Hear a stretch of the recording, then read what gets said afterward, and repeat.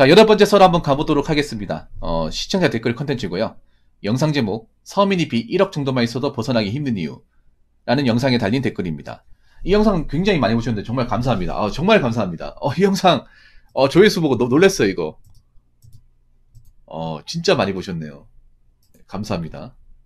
자, 이 영상 조회수가 현재 87,000입니다. 이게 영상 올린 지가 한 달 안 됐거든요. 한 달 됐구나. 딱 한 달 됐는데, 조회수가 10만 다 돼가네요.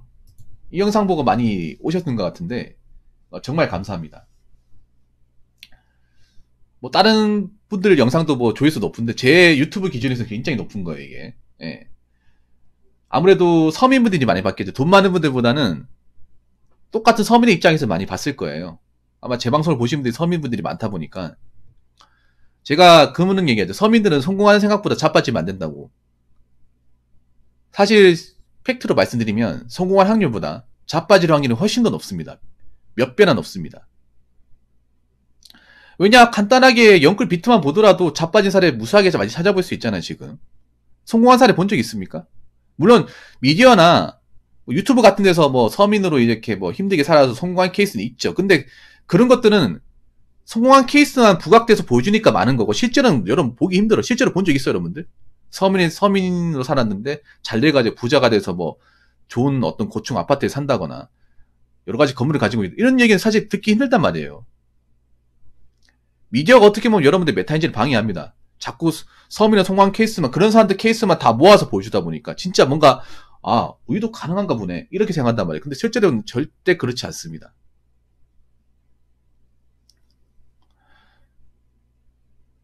그리고 서민들은 지금도 힘들지만 빚까지 생겨버리면 이건 사는 게 아니에요. 여러분, 똑같은 서민이 하더라도 빚이 없는 사람과 빚이 없이 자산이 좀 있는 사람과 그냥 빚만 있는 사람은 질적으로 다른 겁니다. 똑같은 서민을 보시면 안 돼요, 여러분.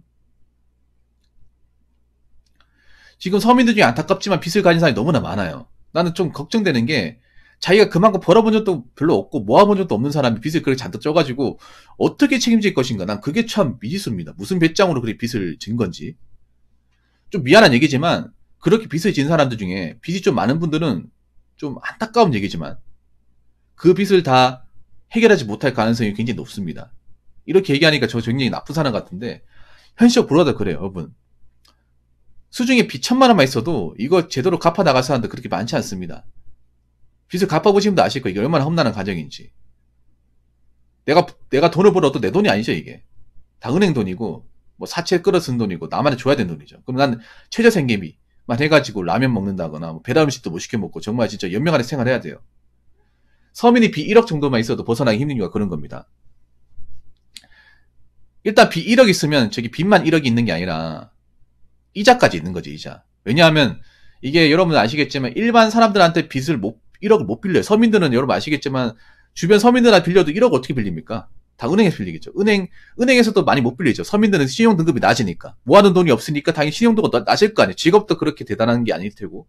그러면 신용대출 받아도 뭐 많이 받아야 5천만 원 받았겠죠. 그럼 나머지 대출은 어디서 끌어들이냐? 뭐 이군용권도 있고 카드론도 있고 사채도 있겠죠. 일수도 있고. 이게 여러분 서민들은요, 대출하는 게 한두 가지가 아니에요. 실제로 이런 분도 본 적이 있거든요. 대출이 한 군데가 아니라 대여섯 군데예요, 여러분. 그래서 이자가 천차만별이에요. 그 다음에 1군용권 양반이지. 근데 법정금리 받으니까. 근데 나머지는 거의 뭐 일 보면 놀래 로짜예요. 뭐 20%도 있고 막 그래요. 그래서 이게 1억, 말이 1억이지 갚아 나가는 건 훨씬 더 오래 걸린다는 거죠. 또 서민의 문제가 뭐냐 하면, 서민의 문제는 이 버는 돈이 정해져 있다는 거죠. 버는 돈. 그러니까 왜 서민이겠어요? 버는 돈이 많지 않으니까 서민이에요. 근데 버는 돈은 많지 않은데 이걸 갚아 나가려고 하니까 말이 안 되는 거죠. 한번 생각해요. 달에 100만 원씩만 하더라도 달에 100만 원 갚아 나가는 속도보다 이자 차는 속도가 더 빨라요. 그럼 결국 못 받는 거예요, 여러분들.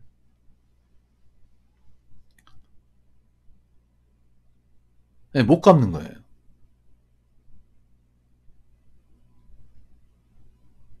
결국 내가 뭐 잠 몇 시간 쪼개가지고 투잡 쓰리잡 해가지고 한 10년 내도록 일을 하지 않는 이상 못 갚는 거예요. 여러분, 그게 사람 사는 거겠습니까? 사람 사는 게 아니라는 거죠. 그렇기 때문에 서민은 제가 항상 얘기하는 거지만 그런 거예요. 부자가 되겠다, 떵떵거리고 살겠다는 것보다 지금 단계보다 한 단계 나아지겠다는 마음으로 가는 게 가장 최적이다. 그 말씀을 좀 드리고 싶습니다. 댓글 한번 읽어보도록 하겠습니다. 이분 좀 나이가 있는 분 같아요. 사연을 보셔서 아시겠지만 이 글씨체를 보면 좀 연륜이 있는 것 같습니다. 제가 좀 놀랬던 게 제 구독자분 중에 환갑 넘으신 분도 있는 것 같아요. 아버지분들도 많이 보시는 것 같습니다. 네, 고맙습니다. 빚이 전혀 없는 것이 지극히 상식이고 정상입니다.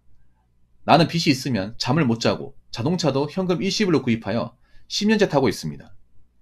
직장 30년 근무 후 퇴직한 60대. 세상에서 가장 무서운 것이 빚이라고 생각하고 살아왔습니다. 읍니다고 적으셨네요. 그래서 현재 빚이 전혀 없고 현금도 어느 정도 확보하여 내 집에서 편안하게 살고 있습니다.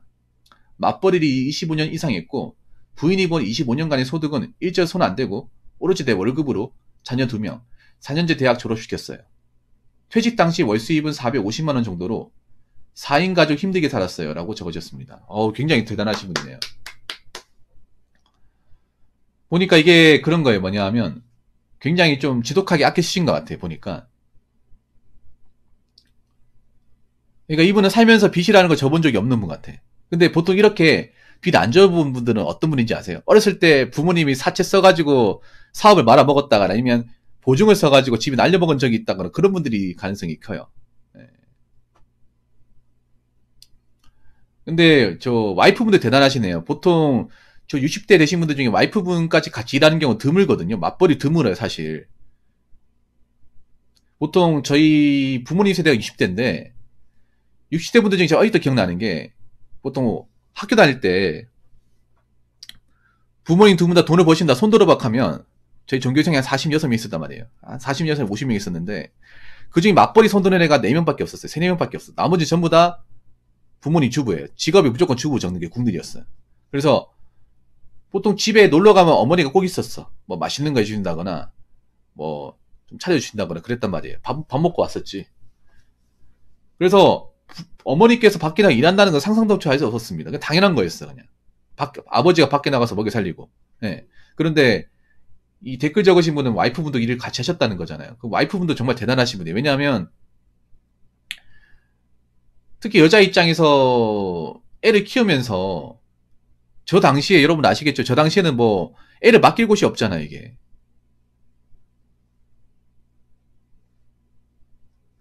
애를 맡길 곳이 없는데 맞벌이 하셨다는 거 아닙니까? 굉장히 저게 부지런하지 않으면 못해요. 예. 그리고 차를 일시불로 구입해서 살고 있고 빚이 없다는 거네요. 잘하고 계시네요. 예. 이게 어떻게 보면 좀 정석이에요. 서민들이 가야 될 방향입니다. 이 댓글 적으신 분이 한국의 서민들이 이렇게 가야 된다고 좀 적어 놓으신 것 같아요. 그리고 맞벌이 기억나는 게 제가 어렸을 때 이제 맞벌이 사는 친구분 집이 있었는데 보통 맞벌이 하잖아요. 그럼 자녀한테 용돈을 많이 줘요. 많이 퍼져요. 왜냐하면 맞벌이 하면서 신경을 못 쓰다 보니까 아무래도 외벌이보다는 맞벌이분들 수익이 좀 더 많잖아요. 그래서 부모님들이 보통 이제 둘 다 사업해가지고 부부끼리 같이 일하는 경우는 자녀들 신경 못 쓰니까 용돈을 많이 받았어. 그래서 맨날 시켜먹고 그랬단 말이야. 근데 이분들은 내가 봤을 때는 맞벌이 해도 보통 집 밖으로 해결하고 배달 음식 잘 안 먹었을 것 같아요.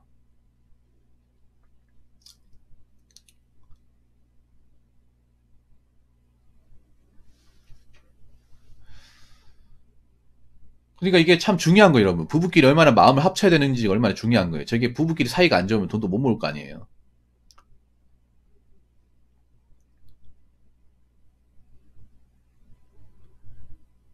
저게 부부끼리 금슬이 좋아야 되거든요.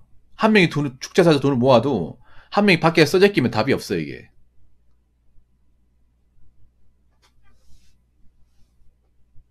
왜 그런 분도 있단 말이에요. 좀 약간 좀 죄송한데 아버지 중에 약간 개망나니 같은 분들이 있어요. 그래서 아버지가 원래 이제 집안에서 돈을 벌어야 되는데 밖에 나가서 이제 맨날 놀러 다니고 일 안 하니까 어머니가 밖에 나가서 일하는 경우 있어요. 그런 경우 그래서 어머니 밖에 나가서 돈을 버는데 자꾸 밖에 나가서 돈을 쓰니까 엉뚱하게 돈을 쓰니까 뭐 노름하고 그러니까 돈이 안 모이는 집이 있어. 그래서 부부끼리 정말 이게 의기투합을 잘해야 돼요. 의견이 맞아야 돼. 한 명이 뭐 아껴 쓰면 뭐합니까? 나머지 한 명이 돈을 다 써버리는데. 솔직히 말해서 이런 말씀 드리면 아마 결혼하신 분들한테 욕먹을 수 있는데요. 사실 나는 그래. 요즘 맞벌이 하신 분들이 뭐 500도 부족하다고 하잖아요. 500까지 생활 안 된다고. 근데 이거 한번 생각해봐. 500까지 생활이 안 된다는 게 과연 정상으로 받아들이는 건지 난 이해가 안 돼요. 왜냐하면 그만큼 많이 벌려놓은 게 많고 생활 수준을 맞추기 위해서 돈을 많이 쓴다는 거잖아요, 이게. 사실 오히려 저 때가 이 댓글 적으신 분 나이 때가 사실 돈 모으기 좋았습니다. 왜냐하면 저 때는 애들한테 학원 안 보냈거든요. 사교육비가 안 들었어요. 옷도 그냥 뭐 브랜드보다 그냥 대충 시장 통해 사는 거 그냥 아무 때나 그냥 뭐 싼 마이로 입히면 되는 거였고 운동화만 좋은 거 신고 왜 특별하게 돈 들어갈 게 별로 없었어요. 애들한테 해줄 게. 그냥 애들한테 그냥 애들한테 생일에 장난감이나 하나 사서 지어주고 용돈 한번 지어 이게 다 했단 말이야. 근데 지금은 막 그런 말 하잖아. 결혼하신 분들이 뭐 생활비 올 500도 부족해, 600도 부족해 이런 말 하는데 가만 들어보면 제가 싱글의 입장에서 그런지 모르겠지만 좀 이해가 안 되는 게 혼자 살면 500이나 돈이 넉넉한데 왜 같이 살면 그 돈이 부족한지 나 이해 못 하겠어. 근데 이거는 뭐 버는 돈도 문제겠지. 사실 좀 죄송한 얘기인데 이런 얘기하면 여자분들 기분 나쁠지 모르겠는데 주부님들이 문제가 좀 있다고 생각합니다. 이렇게 얘기하면 욕먹겠죠. 욕먹어도 하겠습니다. 왜냐하면 아파트나 환경에서 너무 갖추고 사는 것에 익숙하다 보니까 거기에 생활 수준을 다 맞추고 살다 보니까 500은 부족한 게 아닌가 저는 그렇게 생각합니다. 애들한테 필요한 거 다 맞추고 막 그런 거 있어요. 왜 보면 모든 부부가 다 그렇지는 않겠지만 주부인들 중에 무조건 애한테 유모차 좋은 거 사고 옷도 좋은 거 입히고 학원도 여러 개 보내고 그리고 동화책도 읽었지 안 읽었지 뭔데 새 책으로 다 주문하고 그런 거 다 돈이란 말이에요. 그런 거 다 조절 못하면 남편이 아무리 밖에서 쇠가 빠지게 뭐 600, 700 벌어도 마이너스야. 근데 여자분들 중에 그런 분들이 많아요. 주부님들이 남자는 아끼는데 자기가 못 아끼는 분들이 좀 많이 있어 이게. 왜냐하면 제가 이걸 왜 하냐면요. 제가 이전에 아파트 보안으로 일했었는데 그 보면 진짜 거짓말 안 하고 어떤 그 주부님인데 택배를 매일 시켜요. 택배가 하루에 6, 7개씩 와죠. 왜냐하면 저희가 이 업무 중에 택배를 이제 집에 갖다 준단 말이에요. 갖다 주면서 매번 갖다 주잖아. 그러면 매일같이 시키는 분들이 있어요, 진짜. 이게 개당 한 1, 2만씩만 해도 그럼 하루에 10만 원씩 주문한다는 거잖아. 그럼 한 달로 치면 뭐 주말에 택배 안 보낸다 치고 초일도 오니까 한 400만 이상 택배를 쓴다는 거예요. 그래서 언제 한번 이제 기기 방문이라고 그쪽에 이제 민원 들어가고 한번 간 적이 있었어요. 근데 집에 보고 놀랬어, 내가. 통로가 없어요. 그래서 아파트 이 복도 통로가 있죠. 그 통로 문 열고 들어가면 통로가 있어야 되는데 이 택배벽이 가로막혀가지고 내가 옆으로 이렇게 비집고 들어갔어. 아직도 기억이 나요. 그리고 방 안에 들어가야 되는데 방 안에 못 들어갔어요. 왜냐면 택배박스 쌓아놔가지고 이 무너졌어요. 그래 같이 죄송합니다 하면서 집이 좀 늦죠? 괜찮습니다 하고 양해 부하고 들어간 적이 있어요. 그러니까 택배를 안 뜯었어요. 이게 박스를. 그래서 좀 지혜를 좀 발휘해야 되는 것이 아닌가 그 생각이 들더라고요. 이게 왜냐하면 저렇게 돈을 써버리면 이런 거잖아요. 뭐냐면 저런 거 택배 박스를 쓰긴 쓰는데 정말 필요해서 돈을 쓰는 게 아니잖아요. 여러분도 한번 생각해. 택배를 주문했는데 안 뜯어놓은 것도 분명히 많을 거란 말이에요. 바쁘다는 핑계도 아니면 뭐 물건이 사놓고 마음에 안 들어가지고 지금 뭐 쓸 게 아니니까 그냥 쌍방 놓고 쌓아놓은 분들 그런 분들이 좀 많더라고. 아파트 가면서 많았어요 진짜. 아니 방 하나를 택배 박스로 다 채운 분도 봤어. 그것도 어찌 보면 돈 낭비잖아 이게. 예전에 제가 그 MBC 스페셜인 거기서 한 본 적이 있어. 그 짠돌이 자린고비 특집이라고 보여준 적이 있었는데 거기서 어떤 주분이 나와가지고 그 청소해주는 분들이 있죠. 청소 전문가라고 나오셔가지고 청소를 도와줬어요. 그 주분이 이제 주부를 하시는데 그 인터넷 구매 중독이야. 인터넷 구매로 이제 주문하는 게 300이 넘어요. 생활비 부족하대. 아마 지금 나왔으면 욕 엄청 먹었을 거예요. 아무튼 그렇게 이제 나와가지고 청소 이제 전문가들이 가가지고 갔는데 놀랬던 게 뭔지 아세요? 그 토마토 소스 있잖아요. 그 스파게티 먹을 때 소스가 12개가 나오는 거야. 똑같은 게. 12개가 나오고 스파게티 면이 6, 7개가 나와요. 안 먹은 게. 아예 뜯지도 않은 게. 유통기한 지난 게 수북히 쌓여있어, 이게. 그냥 아예 뜯지도 않은 거. 예. 물론, 그게 그분만의 얘기일 수 있겠지만, 찾아보면 좀 많지 않을까 생각이 들어요. 그래서, 이런 말씀 드리면 좀 기분 나쁠 수 있습니다. 기분 나쁠 수 있지만, 이럴 때일수록, 좀 쓸데없이 돈 쓰는 것 좀 많이 줄여야 됩니다. 사실 나는 그렇게 생각해요. 500이라는 돈이 큰 돈인데 누구나 남자분들이 밖에 나가서 500이라는 돈을 벌 수 있는 게 아니란 말이에요. 근데 이 돈 가지고 부족하면 좀 문제가 있지 않을까. 왜냐하면 앞으로 이제 아파트 사신 분들 중에 지금 매매로 사신 분들이 없잖아요.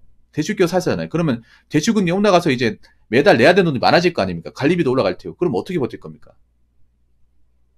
어떻게 버틸 거예요? 지금 아파트로 들어가신 분들, 심지어 차리신 분들 중에 자기 집이 아닌 사람들 절대 다수잖아. 안 그래요? 금리 올라가잖아요. 그리고 아파트 관리비도 올라가거든요.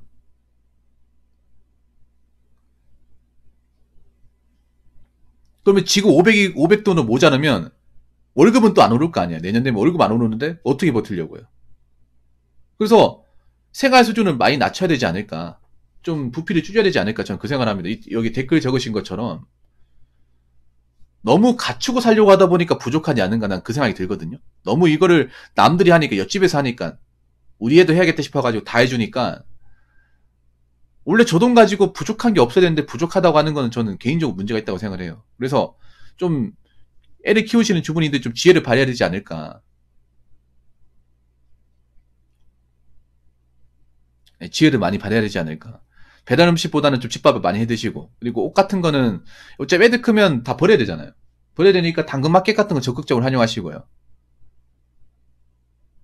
그리고 장 같은 거에 냉장고 파먹기라고 돼. 냉장고도 이제 한 번은 수시로 점검해가지고 물건이 뭐가 있는지 파악하셔야 돼요. 냉파라고 아시죠? 냉파. 냉파가 뭐냐면 냉장고 파먹기라고. 냉장고를 실제로 파먹는 게 아니라 냉장고를 기계를 파먹는 게 아니라 냉장고에 있는 어떤 재료들을 최대한 많이 이용해서 그걸 가지고 요리를 해먹는 거예요. 그러니까 식비를 아끼는 거죠.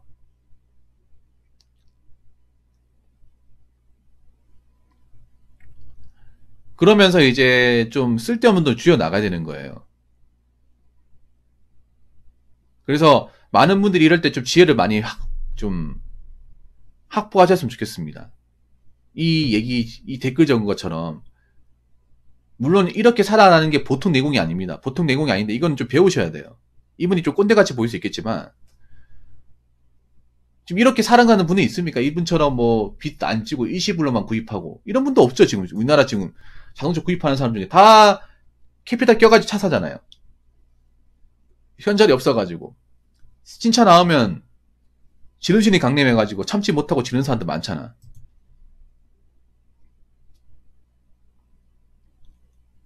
네, 그렇기 때문에 이런 것도 참아야 돼. 어차피 차 사고 나면 다 준 거예요. 차 살 때도 한두 달까지 좋지. 근데 지나고 나면 똑같아. 지나가면 똑같습니다. 옷도 그래. 옷도 있잖아요. 입을 때는 좀 이쁘지만 일주일 지나고 짱박아 놓잖아요, 여러분들. 여자분들 안 그래요. 여자분들도 원피스가 이쁘다고 쇼핑몰 보고 이쁘고 했는데 몇 번 보다 보니까 짱박아 놓잖아요. 그냥 그것이 그 옷이잖아, 안 그래요? 남자도 마찬가지. 남자도 나이키 에어맥스 9호 신으면 맨 처음에 좋지. 한 달 신으면 그냥 똑같아. 그냥 뭐 슬리퍼나 신발이 똑같아요. 원래 물건이 다 그렇습니다. 그래서 뭔가 새로운 물건이 나왔을 때 얘가 그런 어떤 견물생심에 넘어가지 않는 것도 정말 중요하거든요. 요즘 같은 시점에는. 그렇기 때문에 여러분들 지금 앞으로 이제 경제 상황이 안 좋아지고 물가도 많이 올라가고 힘들어질 텐데 지금 특히 좀 생활비가 좀 빠듯하신 분들, 그러니까 생활비를 좀 많이 쓰시는 분들, 내가 혹시나 많이 쓰지 않았을까? 500 가지고 부족하신 분들은 좀 이제부터라도 좀 부피를 좀 많이 낮추셔야 돼요. 지금 500 가지고 부족하신 분들 내년 되면 버티기 힘들 겁니다. 그렇기 때문에 좀 한 달 나가는 돈을 최대한 좀 누계를 때려가지고 지혜를 많이 발휘하시기 바라겠습니다. 이런 때 주부인데 지혜가 상당히 중요해요. 무슨 말인지 아시겠죠? 자, 이상으로 8번째 썰 마치도록 하겠습니다.